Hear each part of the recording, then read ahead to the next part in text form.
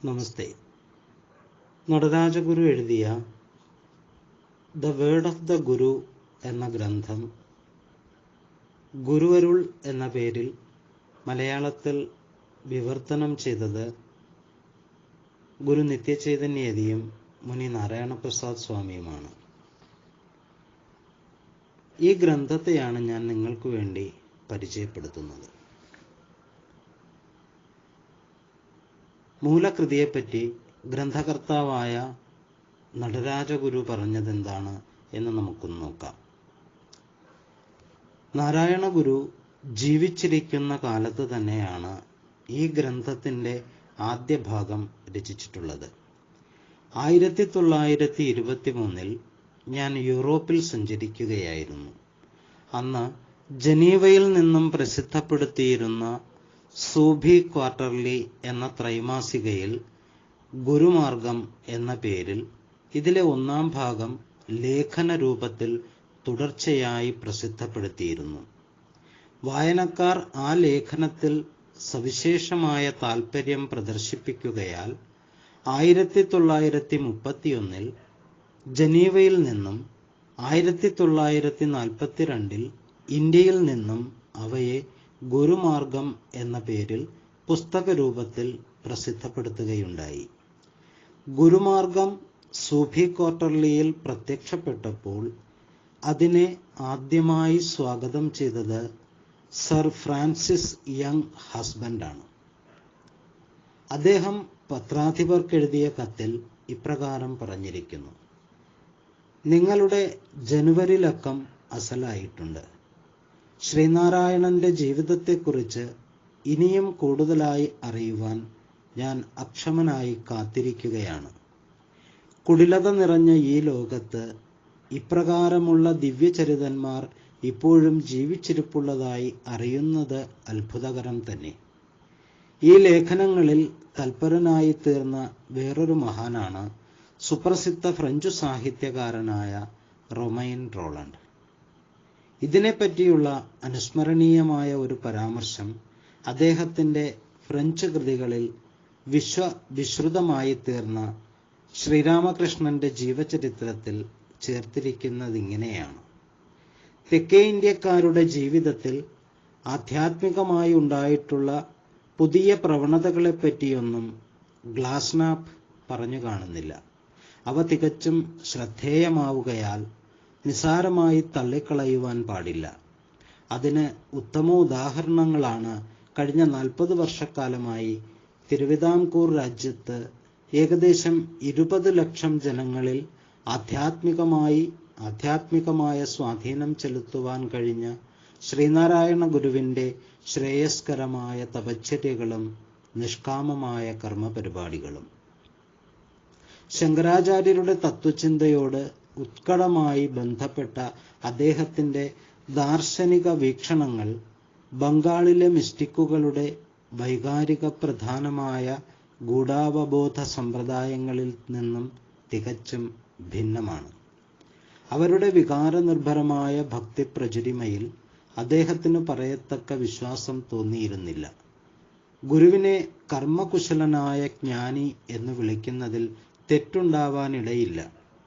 ആധ്യാത്മികമായ പക്വതയാർന്ന ആ ദക്ഷിണാശാലിക്ക് ജനതയുടെ സാമൂഹികമായ ആവശ്യങ്ങളെ സൂക്ഷ്മമായി അറിഞ്ഞ് അതിനനുഗുണമായി ജീവിക്കുവാനുള്ള യാഥാർത്ഥ്യബോധം അന്യാദൃശമായിരുന്നു. തെക്കേ ഇന്ത്യയിലെ അധകൃതരായ മനുഷ്യകോടികളുടെ സർവതോമുഖമായ ഉന്നമനത്തിന് തികച്ചും കാരണക്കാരനായ അദ്ദേഹത്തിൻ്റെ പല കർമ്മപരിപാടികളും മഹാത്മാഗാന്ധിയുടേതുമായി സാധർമ്മ്യമുള്ളതോ സംബന്ധമുള്ളതോ ആയിരുന്നു. ഈ ഗ്രന്ഥത്തിൻ്റെ ആദ്യ ഭാഗവും 20 വർഷത്തിനു ശേഷം എഴുതിയ 2ഉം 3ഉം ഭാഗങ്ങളും ശൈലിയിലും പ്രതിപാദന രീതിയിലും വളരെ വ്യത്യാസമുള്ളതായി അനുവാചകർ കാണുന്നുണ്ടെങ്കിൽ അത് തികച്ചും സ്വാഭാവികമെന്നേ പറയേണ്ടൂ. കാലത്തിൻ്റെ അനിവാര്യമായ ഗതിയിൽ സ്മരണകൾ പക്വതയാൽ ശാന്തമായി തീരുന്നതിന് മുമ്പ് സശരീരനായിരുന്ന ഗുരുവിൻ്റെ ഉജ്ജ്വലമായ വ്യക്തിപ്രഭാവത്തിൻ്റെ തീഷ്ണത കൊണ്ട് സഹജമായി ലഭിച്ചിരുന്ന പ്രചോദനത്തിൽ നിന്നും പൊങ്ങിവന്ന വാക്കുകളെ പ്രതിപാദ്യ പ്രയുക്തമായ ശിക്ഷാക്രമങ്ങൾക്ക് ഏതെങ്കിലും തരത്തിൽ വിധേയമാക്കാതെ ആ മഹാത്മാവിൻ്റെ അനുപമമായ ജീവിത ചരിത്രത്തെ അനുഭവവിദിതമായ രീതിയിൽ തന്നെ അവതരിപ്പിക്കുവാൻ മാത്രമേ ഇതിൻ്റെ ഒന്നാം ഭാഗത്തിൽ ഗ്രന്ഥകാരൻ ശ്രദ്ധിച്ചിരുന്നുള്ളൂ. അതിൽ ഗുരുവിൻ്റെ ഗഹനമായ താത്വിക ദർശനങ്ങളെ സമഞ്ജസമായി അവതരിപ്പിക്കുന്നതിന് പകരം അദ്ദേഹത്തിൻ്റെ വ്യക്തിമുദ്രയായി പരിശോഭിച്ചിരുന്ന ചില ജീവിത മാതൃകകളെയും ചര്യാവിശേഷങ്ങളെയും ബുദ്ധിപരവും കുറേയൊക്കെ വൈകാരികവുമായ അനുസ്മരണയുടെ രൂപത്തിൽ ഒരു വിദൂര വീക്ഷണത്തിൽ എന്ന പോലെ വരച്ചു കാട്ടുവാനേ ഇവിടെ ശ്രമിച്ചിട്ടുള്ളൂ. ഞാൻ സ്വിറ്റ്സർലൻഡിൽ താമസിക്കുന്ന കാലത്ത് ഇതിലെ ആദ്യത്തെ 2 ലേഖനങ്ങൾ പുറത്തു വന്നപ്പോഴാണ് ഗുരു മഹാസമാധി പ്രാപിച്ചത്. വ്യക്തിഗതമായ മനഃശാസ്ത്രത്തെപ്പറ്റി നടത്തിക്കൊണ്ടിരുന്ന ഗവേഷണവും തത്വചിന്തയെപ്പറ്റി പൊതുവെയും വേദാന്തത്തെപ്പറ്റി പ്രത്യേകിച്ചും ഞാൻ നടത്തിക്കൊണ്ടിരുന്ന പഠനവും തുടരുന്നതോടൊപ്പം ഗുരുകുലം എന്ന പേരിൽ നീലഗിരി മലയിലെ ഫേൺഹില്ലിലും തിരുവിതാംകൂറിലെ വർക്കലയിലും ആദർശപരമായ 2 സ്ഥാപനങ്ങൾ ഉണ്ടാക്കുവാൻ വേണ്ടി എൻ്റെ പരിമിതമായ അർത്ഥകോശത്തിന് ഏറെക്കുറെ ദുർലഭമായിരുന്ന ഇഷ്ടികകളും കുമ്മായവും ശേഖരിച്ച് കെട്ടിട നിർമ്മാണത്തിൽ വ്യാപൃതനായി. 15 നീണ്ട സംവത്സരങ്ങൾ അങ്ങനെ കടന്നുപോയി. ഒഴിവാക്കുവാൻ കഴിയാത്ത കർമ്മപരതയാൽ ദീർഘിച്ചുപോയ കാലത്തിനും അവസാനം സഹജമായ ഒരറുതിയുണ്ടായി. ഏതൊരു ആധുനികമായ പ്രക്രിയയെയും പ്രതിപാദന ശൈലിയെയും ആലംബമാക്കിയാണോ ഇന്ന് പാശ്ചാത്യർ എന്നല്ല പൗരസ്ത്യരും അവരുടെ പൂർവികവും അപൂർവവുമായ സാംസ്കാരിക മൂല്യങ്ങളെ പുനഃപരിശോധന ചെയ്ത് കാലാനുകൂലമായ മൂല്യം നൽകി പ്രസാധനം ചെയ്തു പോരുന്നത്, അതേ നവീനങ്ങളായ പ്രക്രിയകളെയും പ്രതിപാദന ശൈലിയെയും സ്വീകരിച്ചുകൊണ്ട് ഏവർക്കും സുഗ്രഹവും സുസമ്മതവുമായ രീതിയിൽ നാരായണ ഗുരുവിൻ്റെ ജീവിതത്തിലും തത്വചിന്തയിലും അടങ്ങിയിരിക്കുന്ന താത്വികാംശം വഴിയാമണ്ണം വെളിവാക്കുന്നതിന് ഞാൻ തികച്ചും പ്രേരിതനായി. 1949 എൻ്റെ സ്നേഹിതൻ ഹാരി എസ് ജേക്കബ്സൺ അമേരിക്കൻ ഐക്യനാടുകളിലെ ന്യൂജേഴ്സിയിലുള്ള സ്കൂളീസ് പർവ്വത പ്രാന്തത്തിൽ സ്ഥാപിച്ച ഗുരുകുലത്തിൽ എനിക്ക് ലഭിച്ച ആതിഥ്യം ഈ പുസ്തകരചനയ്ക്ക് ആവശ്യമായിരുന്ന ഏകാന്തതയും ഗ്രന്ഥഭണ്ഡാരവും വേണ്ടത്ര നൽകിയിരുന്നു. ഈ ഗ്രന്ഥത്തെ സംബന്ധിച്ചും ഇനിയും ഭാവിയിൽ കരണീയമായ ചില വസ്തുതകളെ പരിഗണിച്ചും വായനക്കാരോട് അനൗപചാരികമായി ഞാൻ അവരിൽ അർപ്പിക്കുന്ന വിശ്വാസത്തെ അടിസ്ഥാനമാക്കി ചിലതെല്ലാം ധരിപ്പിക്കുവാനുണ്ട്. സാധാരണഗതിയിൽ എഴുതി വരാറുള്ള ഒരു ജീവചരിത്ര മാതൃകയിൽ ഒതുക്കി നിർത്താൻ കഴിയാത്ത മാതിരി നിരുപമമായ ചില വ്യക്തി വൈശിഷ്ട്യങ്ങളുള്ള ഒരു മഹാനായിരുന്നു നാരായണ ഗുരു.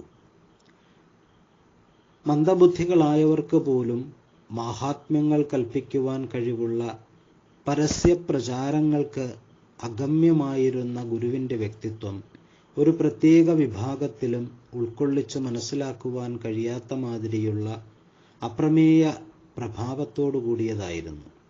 എന്നാലും അവിടുന്ന് പ്രതിനിധാനം ചെയ്ത ശാശ്വത സത്യങ്ങൾ മറഞ്ഞിരിക്കുന്ന ഒരു ദിവ്യമയൂഖത്തെപ്പോലെ നിത്യദീപ്തമായി കാലം ചെല്ലുന്തോറും അധികതരമായി പിൻതലമുറകളെ സ്വാധീനം ചെയ്യുന്നവയാണ്. ഒരു ഗുരുവിൻ്റെ വ്യക്തിത്വത്തിൻ്റെ പശ്ചാത്തലമല്ല അദ്ദേഹം ഉപദേശിക്കുന്ന തത്വചിന്തയുടെ പശ്ചാത്തലം കൂടി മനസ്സിലാക്കിയെങ്കിൽ മാത്രമേ ആ ഗുരുവിൻ്റെ ചിന്താതന്തുക്കളെ പ്രയോജനകരമാം വിധം കണ്ടെത്തി പിന്തുടരുവാൻ സാധിക്കുകയുള്ളൂ. അപ്രകാരമുള്ള ചരിത്രപരമായ സാംസ്കാരിക പശ്ചാത്തലത്തിൽ പ്രകൃതത്തിന് അനുയോജ്യമായ അംശങ്ങളെ സമ്യക്കായി ചേർത്ത് മനസ്സിലാക്കുമ്പോൾ വ്യക്തിഗതമായ ധാരണകളിൽ നിന്നും മനസ്സിനെ വിടർത്തി ആദ്യന്തവിഹീനമായ സത്യസാമ്രാജ്യത്തിൻ്റെ തന്നെ ചരിത്രം നമുക്ക് കണ്ടെത്താൻ സാധിക്കും. 3 വാല്യങ്ങളാണ് ഞാൻ എഴുതുവാൻ ഉദ്ദേശിക്കുന്നത്. പല കാരണങ്ങൾ കൊണ്ടും അതിലെ ഈ 1-ാം വാല്യം അവതരിപ്പിക്കുന്നതാണ് ഏറ്റവും പ്രയാസമുള്ളതായി എനിക്ക് തോന്നുന്നത്. 1928 ഹ്രസ്വാവലോകനങ്ങളായും തൂലികാചിത്രങ്ങളായും എഴുതിയ ലേഖനങ്ങളെ ഈ ഗ്രന്ഥത്തിൻ്റെ ആദ്യം ചേർത്തിരിക്കുന്നത് തുടർന്നു വരുന്ന ഭാഗത്തിൻ്റെ ഒരവതാരികയായിട്ടാണ്. 2-ാമത്തെ ഭാഗത്തിൽ സർവകലാശാലകളിൽ പാഠ്യപുസ്തകങ്ങളായി ഉപയോഗിച്ചു പോരുന്ന ഗ്രന്ഥങ്ങൾക്കുള്ളതുപോലെ നിഷ്കൃഷ്ടമായുള്ള ഏതെങ്കിലും ഒരു ശൈലി കാണാവുന്നതല്ല. മനഃപൂർവ്വം തന്നെ അങ്ങനെയുള്ള ഒരു ശൈലി ഉപയോഗിക്കാതെ അപ്പോഴപ്പോൾ സംഗതമായി തോന്നിയിട്ടുള്ള വിഷയങ്ങളെ പരാമർശിച്ചും ചിലപ്പോൾ പ്രാസംഗികമായും മറ്റു ചിലപ്പോൾ മൂല്യനിർണയത്തെ പ്രധാനമാക്കിയും ആവശ്യമെന്ന് തോന്നുമ്പോൾ സ്വാനുഭവത്തെ അടിസ്ഥാനമാക്കിയുമാണ് ഈ ഗ്രന്ഥം എഴുതിയിട്ടുള്ളത്.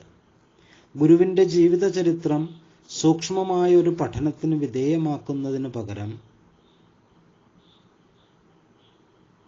പൊതുവെയുള്ള ഒരു അവലോകനത്തിനു മാത്രം വിധേയമാക്കുന്ന ഈ ഗ്രന്ഥത്തിൽ ഞാൻ അധികം സ്വതന്ത്രമായി ചരിച്ചിട്ടുണ്ടെങ്കിൽ അത് അനുവാചകർ ക്ഷമിക്കുമെന്ന് പ്രതീക്ഷിക്കുന്നു.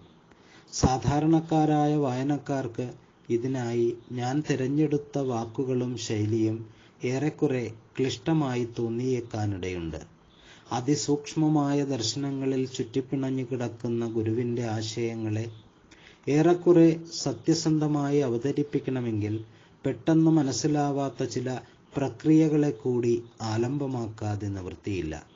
എന്നാൽ ആ മാതിരി പ്രയോഗങ്ങൾ പാണ്ഡിത്യപ്രകടനത്തിനായി ഒരിക്കലും വലിച്ചിഴച്ചു കൊണ്ടുവന്നിട്ടില്ലെന്ന് അനുസ്മരിക്കുവാൻ ഞാൻ ആഗ്രഹിക്കുന്നു.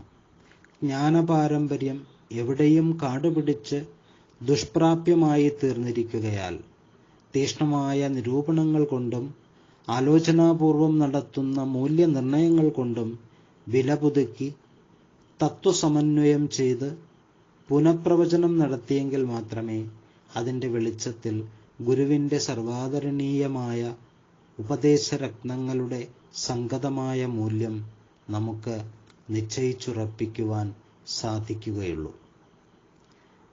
ഇന്ന് ഇവിടെ നിർത്താം. ബാക്കി ഭാഗം അടുത്ത ദിവസം. നമസ്തേ.